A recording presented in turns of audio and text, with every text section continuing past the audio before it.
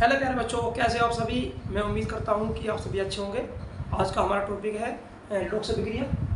ये हम रिडॉक्स अभिक्रिया के बारे में पढ़ेंगे और इसमें हम बता दें यह क्लास 10th है, सब्जेक्ट साइंस और यूनिट फर्स्ट का एनसीईआरटी बुक है और मैं इसमें पढ़ रहा हूँ। इम्पोर्टेंट टॉपिक है रिडॉक्स अभिक्रिया, जिसे हम बोलते हैं रिडॉक्स रिएक्शन। और हम पढ़ेंगे पहले परिभाषा, यानी रिडॉक्स अभिक्रियाएं ऐसी अभिक्रियाएं होती हैं जिसमें ऑक्सीजन और अपचयन साथ साथ होता है, यानी एक ही समय होगा।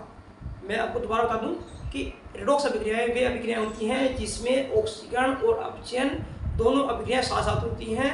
अर्थात एक अर्ध अभिक्रिया का ऑक्सीजन होगा और दूसरी अर्ध अभिक्रिया का अपचयन होता है और एक ही समय पर होता है, एक ही समय पर दोनों घटनाएं घटती हैं। तो ये मैंने एग्जाम्पल के द्वारा समझा रखा है, ये मेरी परिभाषा थी जो मैंने आपको समझाई है और इसे हम उपचय अपचय अभिक्रिया भी कहते हैं। तो मैं यहाँ आपको एग्जाम्पल के द्वारा समझाने की कोशिश कर रहा हूँ। ये मेरा फर्स्ट एग्जाम्पल है और इसमें जेड है, जिंक ऑक्साइड है, कॉपर से रिएक्शन कर रहा है, जिंक और कॉपर में अपघटित हो रहा है। यानी हम ये देखते हैं कि इसमें ऑक्सीजन, जिंक ने अपने अंदर से ऑक्सीजन को निकाल दिया है, जिंक ने अपने अंदर से ऑक्सीजन को निकाल दिया गया है और जो अभिक्रिया अपने अंदर से ऑक्सीजन को निकालती है वह कहलाती है उसका होता है अपचयन। उसका क्या होता है? अपचयन होता है। यानी अपचयन उसका होता है जो अपने अंदर से ऑक्सीजन को खो देती है, यानी निकालती है, जिसके अंदर ऑक्सीजन की कमी हो जाती है। तो यह जिंक था, यहाँ जिंक की कमी जिंक में ऑक्सीजन की कमी हो चुकी है, अर्थात यह अभिक्रिया अपचयन की अभिक्रिया है। तो क्या लिखा हुआ है? ऑक्सीजन का निष्कासन अर्थात अपचयन अभिक्रिया हुई है। दूसरी प्रकार देखते हैं कि इस कॉपर ने, अब तुम्हारे देखो कॉपर ने क्या किया, CO, कॉपर CO में बदल चुका है, अर्थात कॉपर के अंदर ऑक्सीजन जुड़ चुकी है। जब कॉपर के अंदर ऑक्सीजन जुड़ती है यानी ऑक्सीजन का योग हुआ है। जब ऑक्सीजन का योग होता है तो अभिक्रिया कहलाती है ऑक्सीकरण की। तो ये लिखा हुआ है ऑक्सीजन का योग हुआ है, जब ऑक्सीजन का योग होता है तो क्रिया ऑक्सीजन की कहलाएगी। अर्थात हम इस एग्जाम्पल के द्वारा इसमें रहे हैं कि इसमें अपचयन और ऑक्सीजन दोनों एक साथ हुए हैं, अर्थात ये रिडॉक्स अभिक्रिया का उदाहरण है। अब हम देखते हैं दूसरा एग्जाम्पल। तो ये दूसरा एग्जाम्पल दिया मैंने और हम भी देख रहे हैं कि कॉपर ऑक्साइड है और हाइड्रोजन रिएक्शन कर रहा है। कॉपर ऑक्साइड हाइड्रोजन से रिएक्शन कर रहा है तो कॉपर बदल चुका है, कॉपर ऑक्साइड बदल चुका है कॉपर के अंदर और हाइड्रोजन के अंदर ऑक्सीजन जुड़ चुकी है। तो ये देखते हैं कि एक जगह तो ऑक्सीजन जुड़ी है और एक जगह ऑक्सीजन का योग मतलब कमी हुई है। तो कॉपर ऑक्साइड के अंदर ऑक्सीजन की एक कमी हो चुकी है, अर्थात कॉपर ऑक्साइड ने ऑक्सीजन को निकाल दिया है और जो पदार्थ अपने अंदर से ऑक्सीजन को निकालता है वह कहलाता है अपचय। देखो इसमें इस कॉपर ऑक्साइड का क्या हुआ है? अपचयन हुआ है, क्योंकि इसने ऑक्सीजन को निकाल दिया है।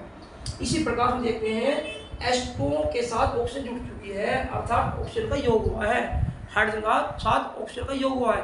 जब ऑक्सीजन का योग होता है तो क्रिया कौन सी कहलाती है? ऑक्सीजन की कहलाती है। ऑक्सीजन का योग हुआ तो क्रिया ऑक्सीजन की कहलाती है। इस प्रकार हमने दो एग्जाम्पल के द्वारा ये समझाया है कि दोनों एग्जाम्पल में क्रिया ऑक्सीजन की और अपचयन की हो रही है, अर्थात दोनों रिएक्शन एक साथ चल रही हैं। ऑक्सीजन हो रहा है, अपचयन हो रहा है, तो दोनों रिएक्शन एक साथ चल रही हैं, अर्थात हम कहते हैं कि दोनों रिएक्शन रिडॉक्स अभिक्रियाओं की हैं, अर्थात रिडॉक्स अभिक्रियाएं हैं दोनों। अब मैं इसको दूसरी तरीके से परिभाषित कर रहा हूँ, अर्थात इलेक्ट्रॉन सिद्धांत के आधार पर मैं इसको दूसरी परिभाषित कर रहा हूँ उसकी इलेक्ट्रॉन सिद्धांत के आधार पर। अर्थात जो पदार्थ अपने अंदर से इलेक्ट्रॉन को निकालता है, अर्थात जो पदार्थ अपने अंदर से इलेक्ट्रॉन को निकालता है अर्थात इलेक्ट्रॉन को खो देता है उसका होता है ऑक्सीकरण, और जो पदार्थ अपने इलेक्ट्रॉन को ग्रहण करता है उसका होता है अपचयन। तो यहाँ हम इलेक्ट्रॉन के माध्यम से इलेक्ट्रॉन को ग्रहण करना और इलेक्ट्रॉन को जोड़ना सीखेंगे। तो यदि इलेक्ट्रॉन निकल रहे हैं तो उस पदार्थ का हो रहा है ऑक्सीकरण, और यदि इलेक्ट्रॉन जुड़ रहे हैं तो उस पदार्थ का हो रहा है अपचयन। तो देखते हैं इस रिएक्शन के माध्यम से। तो मैंने यहाँ डेनियल सेल दिया हुआ है, डेनियल सेल की एक रिएक्शन दी हुई है और मैं आपको इस रिएक्शन के माध्यम से रिडॉक्स अभिक्रिया सिखा रहा हूँ। देखिए जिंक ने कॉपर सल्फेट से रिएक्शन की हुई है और जैसे ही जिंक कॉपर सल्फेट से रिएक्शन करेगा जिंक सल्फेट को कॉपर बनाएगा। तो हम इस समीकरण के माध्यम से, जो कि एक डेनियल सेल की रिएक्शन है, इस रिएक्शन के माध्यम से मैं आपको सिखा रहा हूँ कि यह इसमें ऑक्सीजन और अपचयन होगा।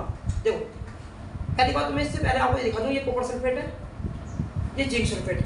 तो कॉपर सल्फेट को यहाँ तोड़ा गया, कॉपर सल्फेट अपने आयन लेकर अलग हो चुका है। कॉपर ने दो धनावेश और सल्फेट पर दो ऋण आवेश होते हैं।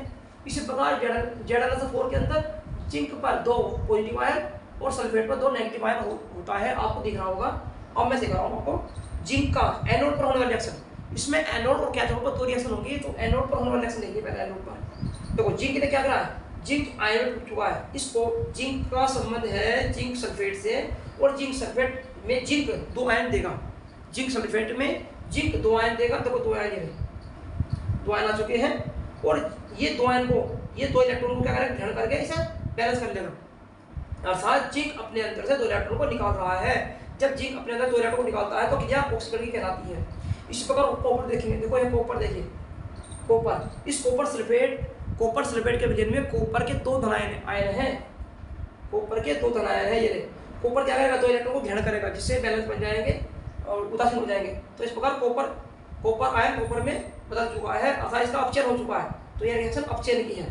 तो इनको मैं क्या कर रहा है, इसमें देखते हैं हम इसको मैंने आयन ये काट दिए हैं, इलेक्ट्रॉन ये काट दिए हैं और एनोड पर होने वाली रिएक्शन जिंक की है, अर्थात जिंक एनोड पर हो रहा है और कैथोड पर होने वाली रिएक्शन कॉपर वाली है। तो दोनों को जोड़ देगा, जिंक प्लस कॉपर जुड़ गए हैं, इधर एरो लगाया गया है, जिंक आयन और कॉपर जुड़ गए हैं। तो ये थी इसकी रिएक्शन। अब मैं इसको देखता हूँ कि इस रिएक्शन में जिंक का ऑक्सीकरण हुआ है और इस वाले रिएक्शन में कॉपर आयन का अपचयन हुआ है। यानी इसमें एक रिएक्शन ऑक्सीकरण की, दूसरी का अपचयन हो रहा है। इस प्रकार दोनों रिएक्शन साथ साथ हो रही हैं, ऑक्सीकरण और अपचयन दोनों साथ साथ। तो इसमें जिंक ऑक्सीकरण और कॉपर आयन अपचयन का कार्य करेंगे। तो मैं उम्मीद करता हूँ कि ये वीडियो आपको समझ आई होगी। यदि ये वीडियो आपको समझ आती है तो इसे लाइक करें, कमेंट करें, शेयर करें, अधिक से अधिक सब्सक्राइब करें, जिससे आने वाली सभी वीडियो का नोटिफिकेशन आपको मिलता रहे। Thank you.